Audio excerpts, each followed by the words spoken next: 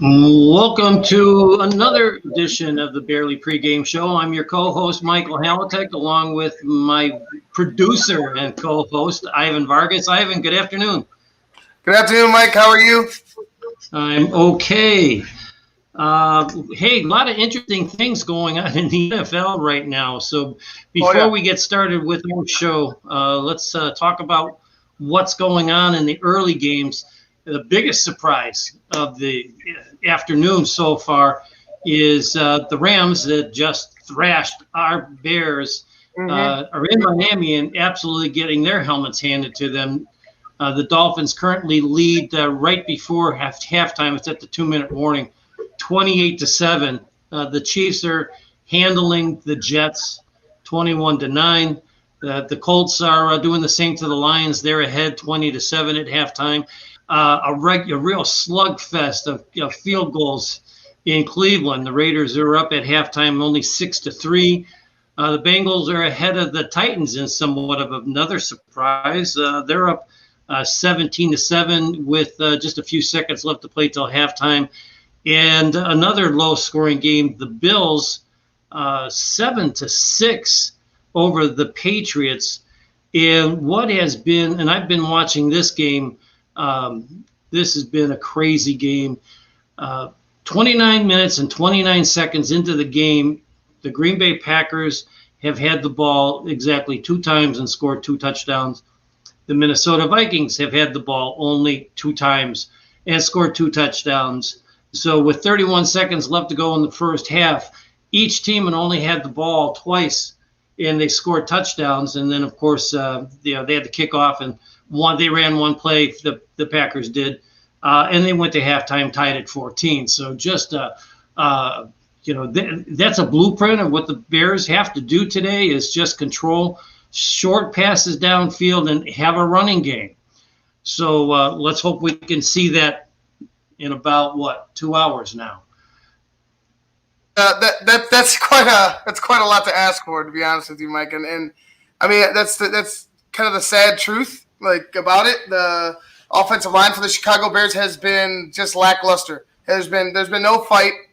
To expect David Montgomery to do much more than he's been doing with getting hit in the backfield consistently and not being able to actually get into space. Because, I mean, mainly because of the blocking. You've seen what happened when you get him the ball in the passing game in the outside in some space. He could take it to the house for you like he did against New York.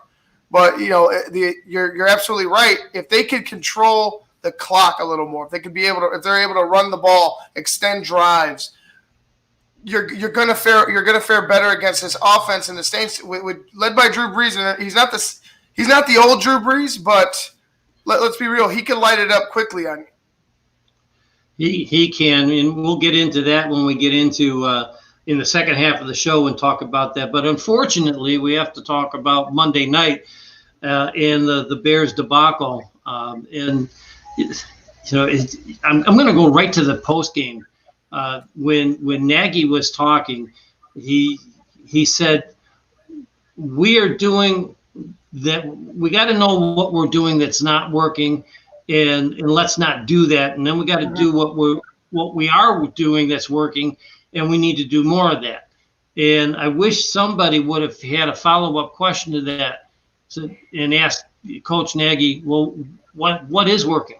Because nothing has been working on. They've been in a slump for the last 3 weeks. There's no question about it. And then another telling question by Chicago's Brad Biggs. As a play caller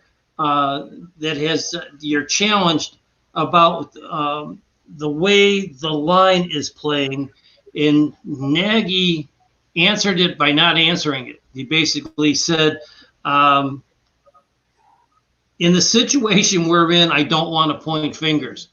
Well, you got to put the blame somewhere, and the blame rests squarely on the offensive line. You know what, Mike? That's such a cop out. That's like self-preservation to me. You can't point any. Of course, you can point fingers. You're the head coach. You have to hold people accountable. You're the guy that makes the decisions in that locker room and about personnel on that field. What do you mean? There's no. You can't blame point fingers. You have to go right up to somebody and point the finger at them. You have to go ahead and challenge these guys, especially on that offensive line, because they haven't been. They just haven't been executing. They haven't had any fight. It's like there's no pride sometimes when I'm watching them. So to point a finger, go out and point some fingers, rattle some cages, get them. Don't feel so comfortable with the whole family mentality. You have to, like, sooner or later. You want to know, because that's what they're bringing to the locker room, and I like it, the family aspect. But you know what? You have tiers in the family. You have the father, you have the mother, and so on and so forth. Sooner or later, Daddy's got to put his foot down and say, "Hey, show me something, or you're going to have to get your ass out of here." I think Nagy is saving his ire for the locker room. He's not going to call out his guys in the press, and that's one of the reasons why this team is so closely knit. But I don't think we're seeing the Nagy in the locker room or at Hallis Hall that we're seeing on these Zoom calls. I'll just leave it at that. But one of the most damning things I heard all week was former Bears and hopefully soon to be a pro or Hall of Famer Olin Kreutz. Mm-hmm. He said this. He said, "We've watched this offense now. We know it wasn't Mitch Trubisky. This frustration continues without him." That's a direct quote from Olin Kreutz, and that's damning on this offense. Olin doesn't mince words. Olin doesn't. When Olin says something, he makes sure that he says what he means. So it's the truth. This is who you are right now. Like, you haven't changed. Like, there's no adjustment. There's been no adjustment. I agree with you. I'm sure that he's doing coaching guys while they're in at Hallis Hall, while they're at practice. Not during the game, not during Zoom calls or anything like that. But sooner or later, you're gonna have to show us something. You're gonna have to make an adjustment within yourself, because you keep putting this team in a position, especially in positions where it's, let's say, fourth down, key positions, fourth down. We're in the red zone.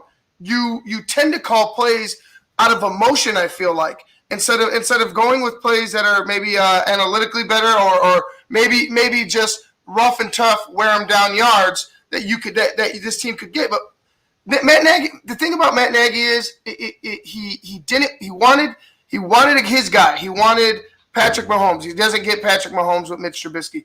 So he goes ahead and he's trying to turn Mitch Trubisky into Patrick Mahomes. You're trying to fit a square peg into a round hole there. And you've seen what he can and cannot do in your offense. So why not adjust your plays to benefit the quarterback instead of forcing the quarterback to adjust to constantly adjust to you? You have everything you want, Matt Nagy. The coaches, you have your quarterback now, Nick Foles. This is what I want to point out, and it was one of the highlights that I had after the game on Monday. Sean McVay went ahead and he turned Jared Goff into a mobile quarterback. He turned him into a bootleg quarterback, left to right. He wasn't running forward, north and south, but he was rolling out. They were using play action. They were mixing it up with the run, getting him outside, hitting guys open in the flats, keeping that defense moving. Now, wouldn't that benefit a faster quarterback, a more athletic, more mobile quarterback? Why can't we have our coach dial up some plays that benefits his team? It's a rhetorical question, isn't it? It's just been crazy that we continue to try to fit those square pegs. It's just been embarrassing to watch. When we lose, at least the good thing is, and I think you put the graphic up during the introduction. At least the Bears are 5-2. They could be 2-5 just as easily, but they're 5-2, and they still have they have things that they can work on. This is a big game coming up for the Bears, and if they can beat New Orleans, you kind of keyed on this earlier. Drew Brees is not the Drew Brees of old, and he's never had a cannon arm. And for those of you that are watching us on YouTube but aren't from the Chicago area, the weather conditions are not pristine, let's just say, in Chicago today. The winds are between 20 30 miles an hour out of the north-northwest with gusts up to 40 miles an hour. So the passing game isn't going to be a lot. It's going to be short passes, maybe no more than 5 to 15 yards downfield. And it's going to have to be a running game or at least a short passing game that will hopefully then set up the run. But it's going to be fierce out there to say the least. But when we were talking, obviously we're still talking about the Ram game, and I want to go back to one play, and that was right after the 2-minute warning in the first half when the Rams had the ball. They had just got a first down. They were at about their own 35, 40-yard line, and Goff threw a ball over the middle, and our safety Gibson steps up and bats the ball down. And if he catches that ball, he only has to get past Cooper Kupp, he was just off by the numbers to Gibson's right. If he catches that ball and gets past Cooper Kupp, it's a pick six, and it's a 10-10 game at halftime, and it could have changed the entire outcome of that game. You're on mute.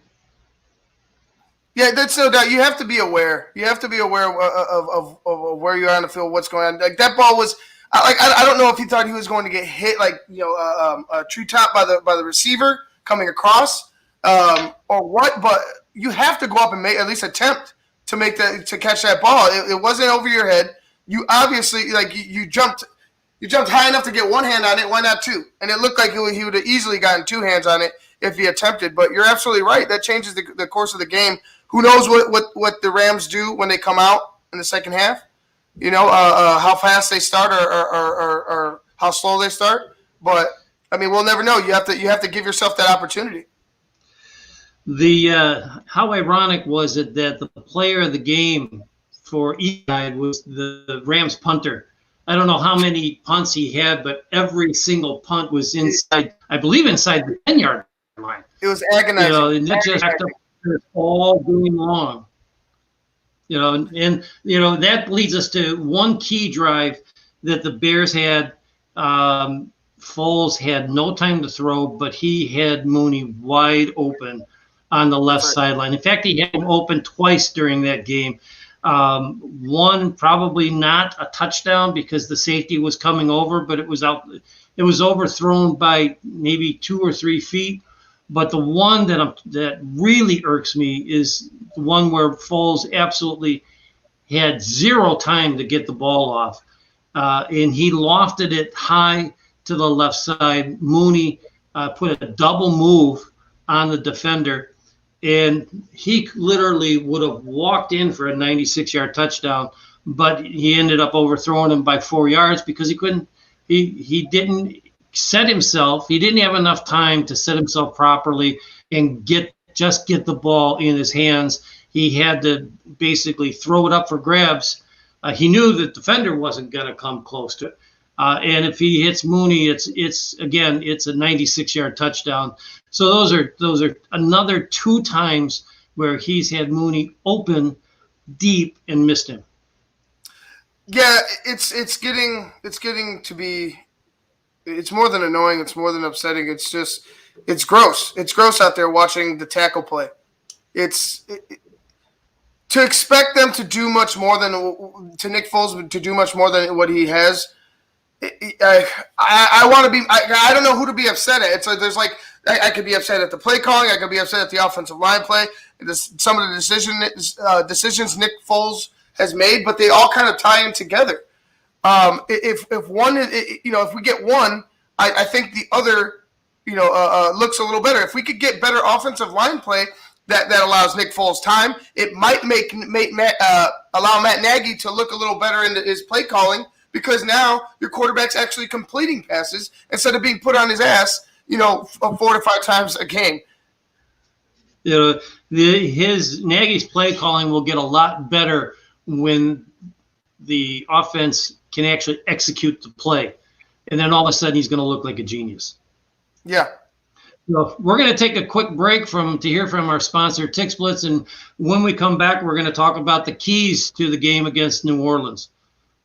I just heard my favorite band is in town. I'd love to get good seats, but everywhere I've looked, the ticket sites have crazy service fees. Haven't you heard of TixBlitz? Who? TixBlitz. They don't gouge you with crazy fees. The price they advertise is the price you pay, plus a small delivery fee. Never pay service fees again. Go to TixBlitz.com today. TixBlitz.com. Guaranteed seats, low prices. That's TixBlitz.com. Every ticket, every venue, everywhere. Hey, we've got some comments from the people watching us on YouTube. Armando, Nagy is his own worst enemy. He also said he's the offense's worst enemy.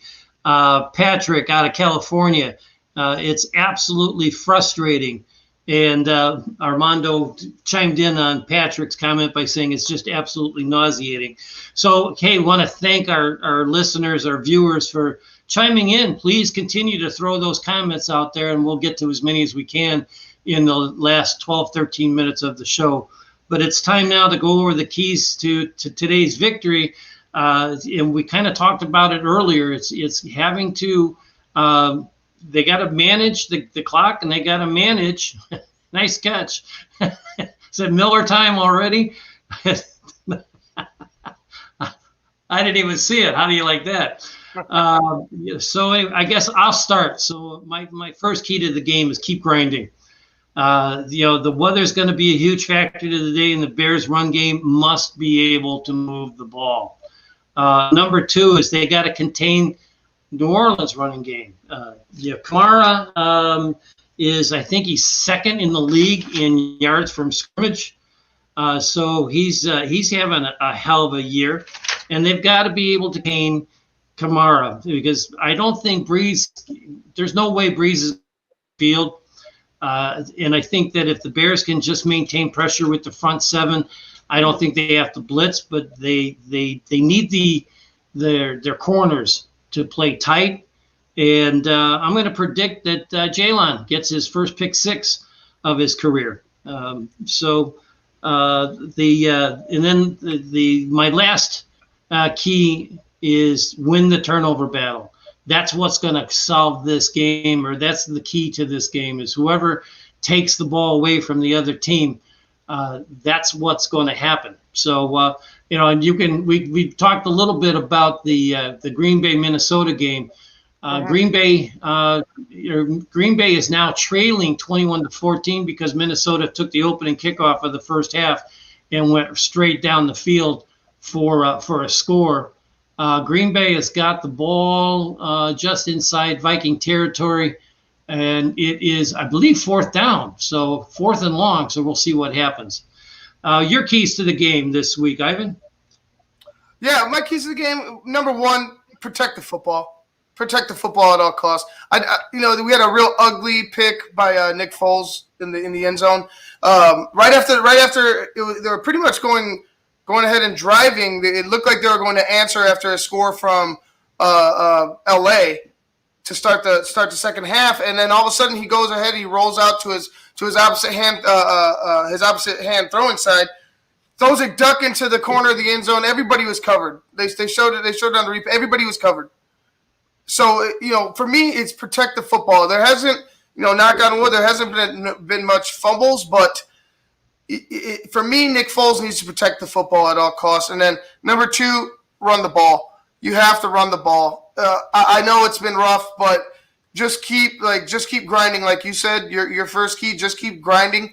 Hopefully you could bust one out. Hopefully you could find some rhythm where you could sustain that. And continue that on week to week. And then finally, my third one, it's for the O-line. You got to find some pride. You've been embarrassed. You've been talked about. They've been talking about trading for people. They've been talking about bringing other people in. The organization seems to want to rely on the guys they have in that locker room.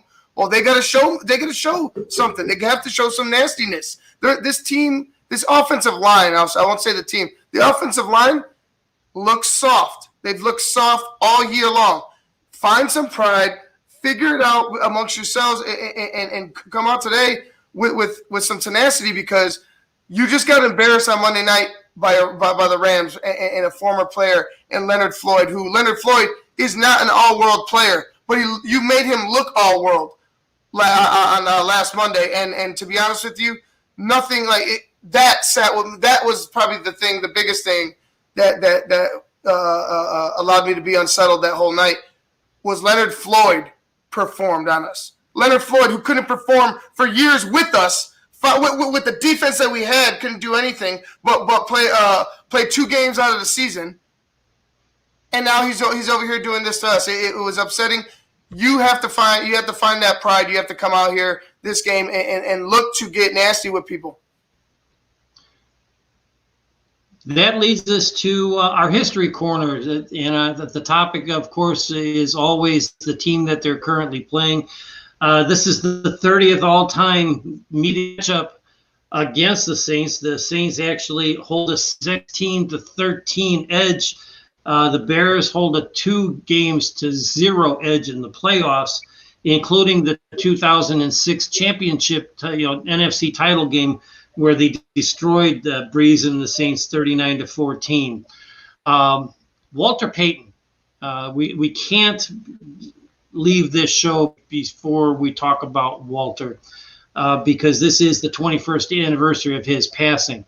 And Walter Payton had some of his greatest games against the Saints. And if you follow me on Twitter at Texter420, my profile picture is a picture of Walter Payton against the Saints, skipping along the sidelines. It's a picture I actually took, and I'm real proud of that. But there was one game I want to focus on, and that game was October 7th of 1984. Walter Payton had 32 carries for 154 yards. He had 3 receptions for 45 yards, so he had 299 yards of total offense. But this is why I wanted to focus on that game. It was his first carry of the second half, a little pitch to the left, went around the tackle for a 7-yard gain, and that carry broke Jim Brown's record for the most yards by a running back in the history of the NFL. So hats off to Walter, and hopefully that this November 1st anniversary of his passing, in light of the fact that they are playing a team Bears had a lot of success, and especially Walter had so much success with against the Saints, hopefully we can pull out a victory. That said, it's time for our picks of the week. And unfortunately, our picks are in. I'm going to let you go first. All right, yeah, you know what? I feel like the Bears are trending in the right direction, except you need to, except with that offensive line. If they're not going to go ahead and bring anybody in by the deadline, you know what? You need to go ahead and really have, by that bye week, you need to go ahead and really look at yourself and figure out what you can and cannot do. Right now, they're not doing anything really particularly well. I don't feel like that. I feel like that defense is tired right now. They took a beating late in the game. The running game of the Rams wore them down. I don't see them really. I see them having some fight today, and I mean the team in total, but I don't see them winning. And I see the New Orleans Saints being victorious 19-10 over the Chicago Bears. Yeah, it's funny how we put our picks together and we get these cards ready, and we don't talk to each other at all during the week as far as what we think the scores are going to be. But, every week we've been pretty close in our predictions, and unfortunately I have the Saints 24-13 over the Bears. I hate to pick against the Bears, but we got to be realistic until this offense decides to get busy, and who knows, maybe it will happen today, but until they do, New Orleans has proven to be a superior team over the last several years. Hey, we've got a special announcement in the time we have remaining. For those of you that know me, for the last year, almost over a year and a half now, I have been doing a podcast with co-host by the name of Aaron Torricelli, another Chicagoan, and he has changed some jobs. He got laid off because of COVID.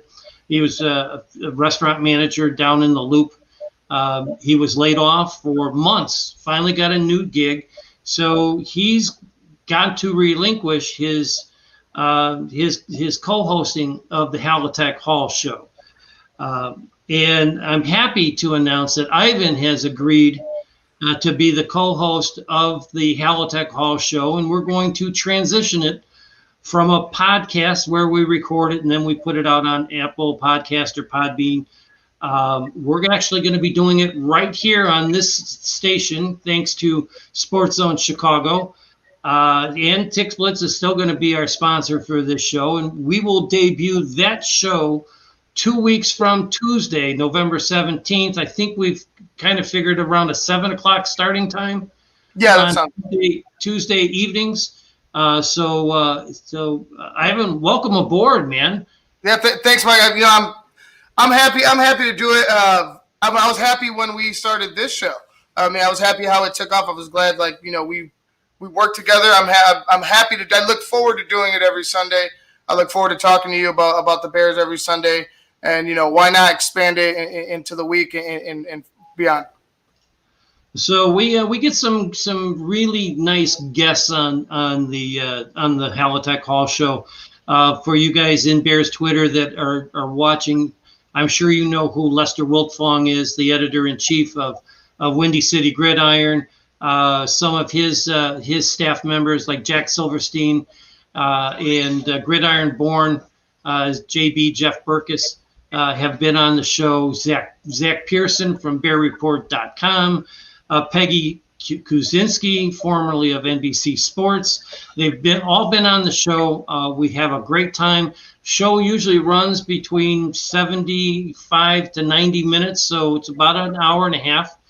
And we have a lot of fun doing it. And we talk a lot of history about the Bears. In fact, our first two shows was dedicated because it came out right when the Bears 100 was announced. So our first two shows were dedicated to the top 100 Bears in Chicago Bears history. And it's developed into, we've got quite a following. And Tix Blitz is going to be giving away 2 tickets to the Bears-Packers game in 2021 as soon as our Twitter account. So you can follow us at Halitech Hall on Twitter. And as soon as we reach 1,000 followers, 2 tickets will be given away to one of our followers on Twitter. So welcome aboard, Ivan. It's going to be, we're going to have some great shows every Tuesday night around 7 o'clock.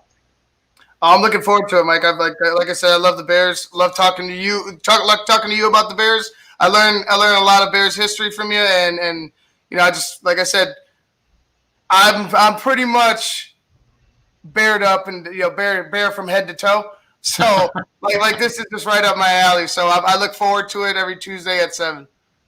So we'll leave the fans with a big smile on their face right now.